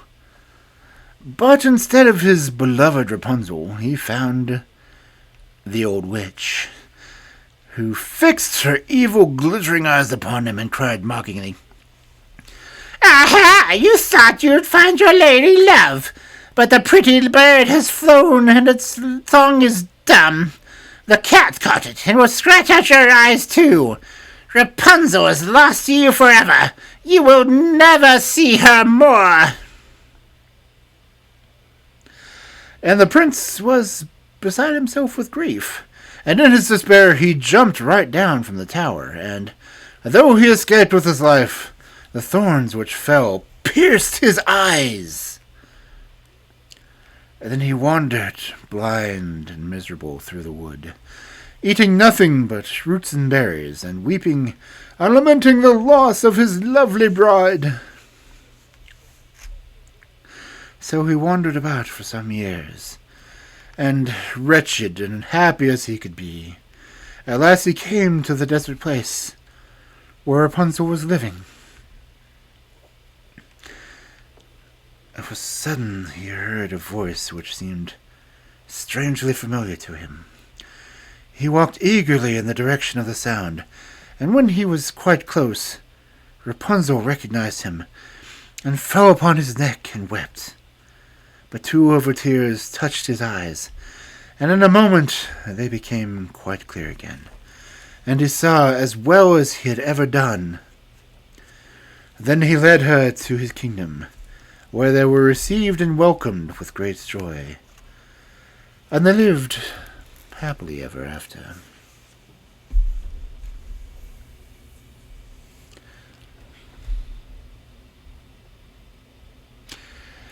Yeah, that's definitely a shorter version of than I know.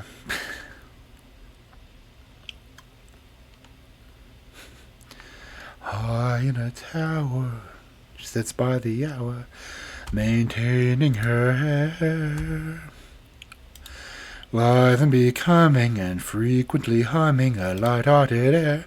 Oh, okay, I gotta stop singing Disney songs. Technically, it's not a Disney song, it's a Sondheim song, but still.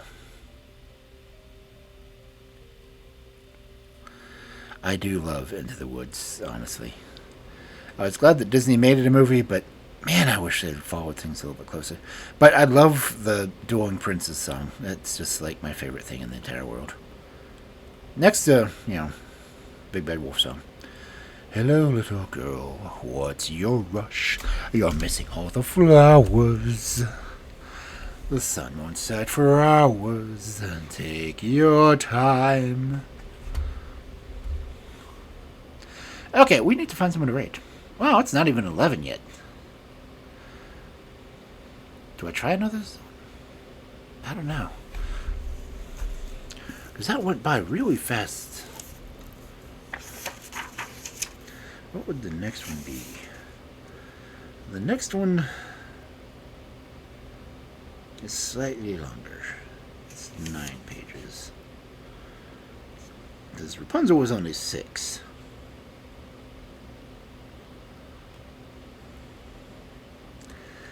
I don't know. Should I do another? Do. I don't know how to make a poll. Or do I?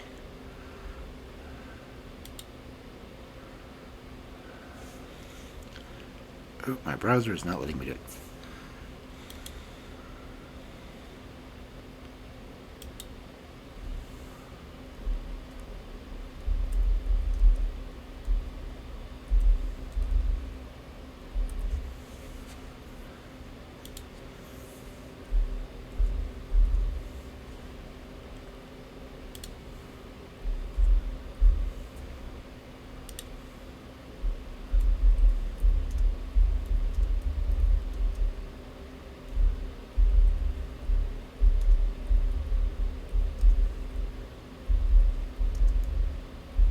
I am putting up a poll.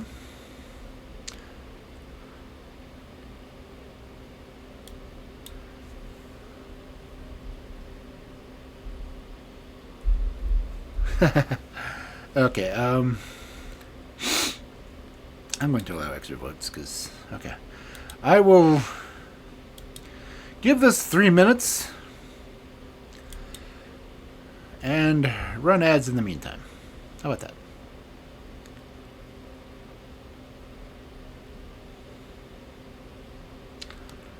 If it'll let me. Will it let me? Ads. Why do I not have an? Why are my ads buttons not going? Damn it.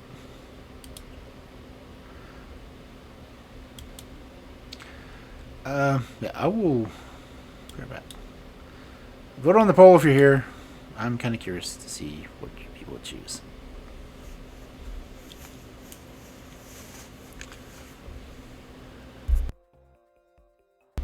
And I will try not to sing while I'm doing this, because screw it, I'm going to sing anyway. Hello, little girl, what's your rush? You're missing all the flowers. The sun won't set for hours. Take your time. Just so, little girl, hark and hush. The birds are singing sweetly. You'll miss the birds completely. You're traveling so fleetly. I think of that flush, aging bones, then something fresh on the palate.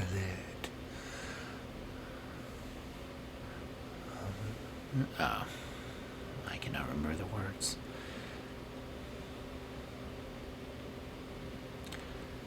That is such a shame. Admittedly, I have sung this song as an audition before. I did not get the part. You think that they would automatically typecast a wolf for a part of playing a wolf, but oh no, why not?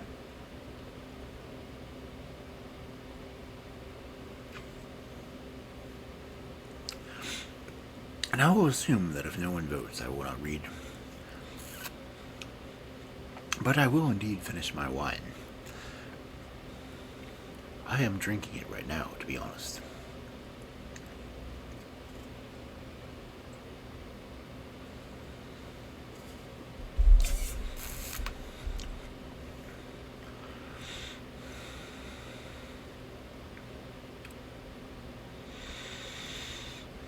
Grandmother first, then Miss Plump. What a delectable couple. To perfection, one brittle, one supple, one moment, my dear.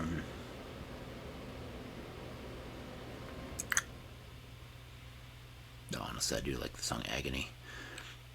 I kind of wish that they had done it the way the Broadway show did, with Cinderella's prince also being the big bad wolf. But, yeah.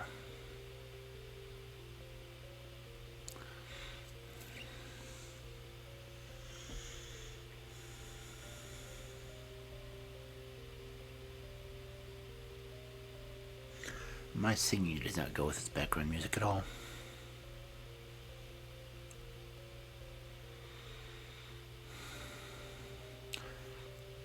Can you hear the background music? Should I turn it up some? I'm going to turn it up a little because it's gone quiet. It's quieter than me anyway.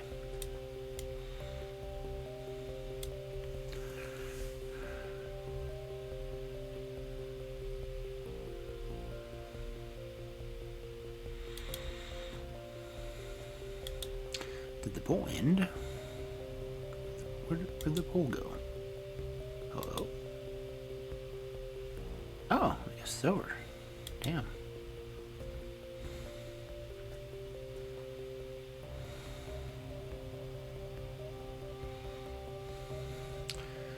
No one voted. Oh.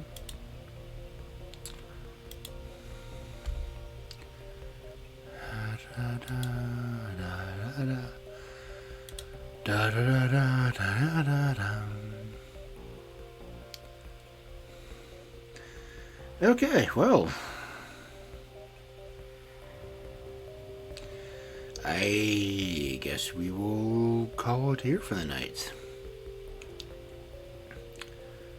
Now, what was the next story going to be? What am I going to start reading with next week? Let me look. What's the next story? The Nettle Spinner. Why is it another story in Flanders?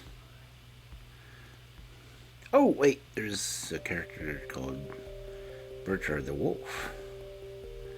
Oh, yeah. Oh, stop calling wolves wicked and cruel-hearted. That is such a pain. Wolves are absolutely not wicked. Oh. Dang it. That is such fairy tale malarkey. Wolves, when we're not hungry, are shy and caring creatures. When we're hungry, yes, we get a little bit ravenous, but even then, we're not gonna just chow down on someone's kid.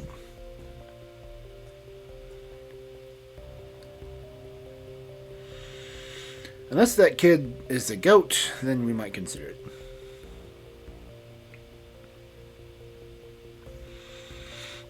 But honestly, we try to avoid humans.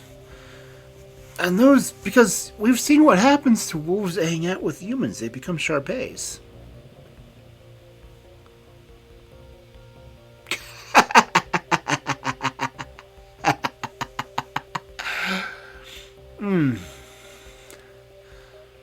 Okay, we need to find someone to raid. And I am peeking my mic like to hell and back.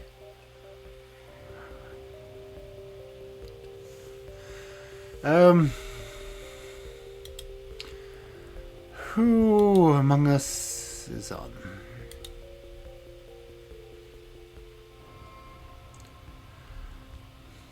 I really wonder sometimes if people watch the full VODs to hear me.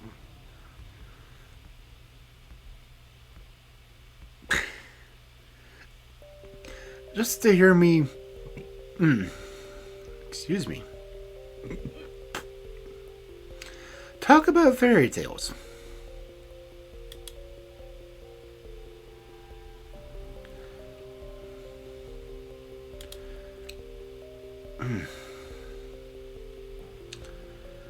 I'm gonna find that collection of books and put it on my throne.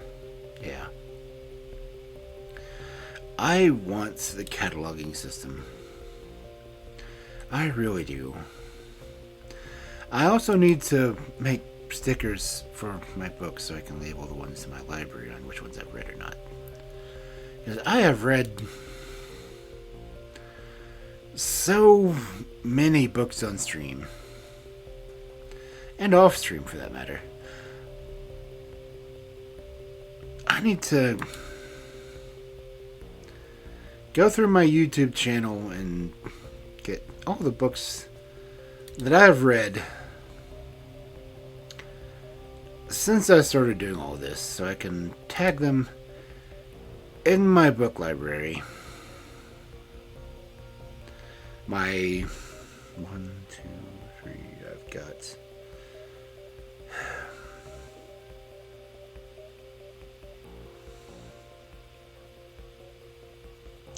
I've got 4 or 5 regular bookshelves.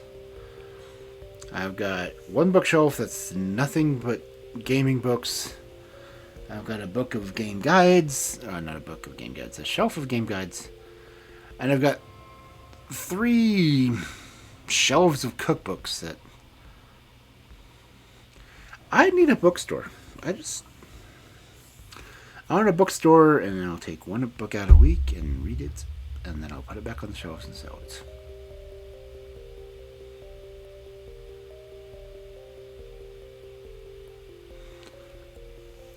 I'm glad no one is clipping me doing this. Okay, who is on? Wait. I saw. Where is she? Legacy is on. Yes, I will raid Legacy. What is Legacy working on?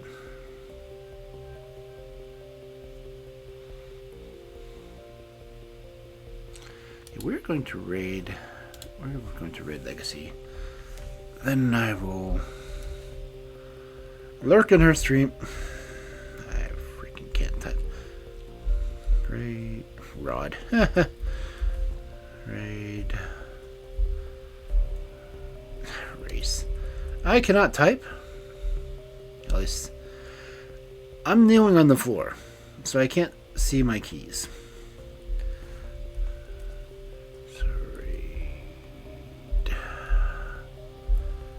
Subscribers. There we go. And we're going to... I need to make sure she's not logging off real quick. Because when did she get on?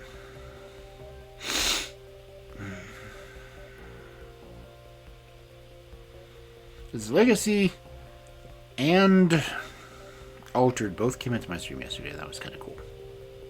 Then at Raid, they were just kind of lurking and hanging out and stuff.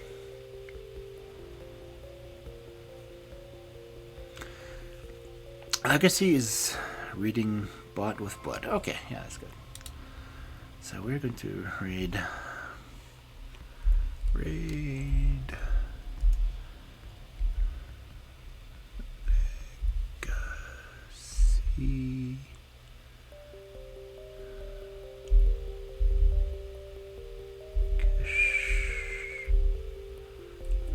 H.J.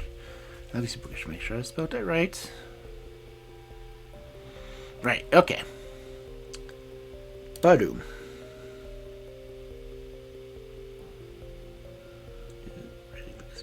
Why is it pretty? Okay.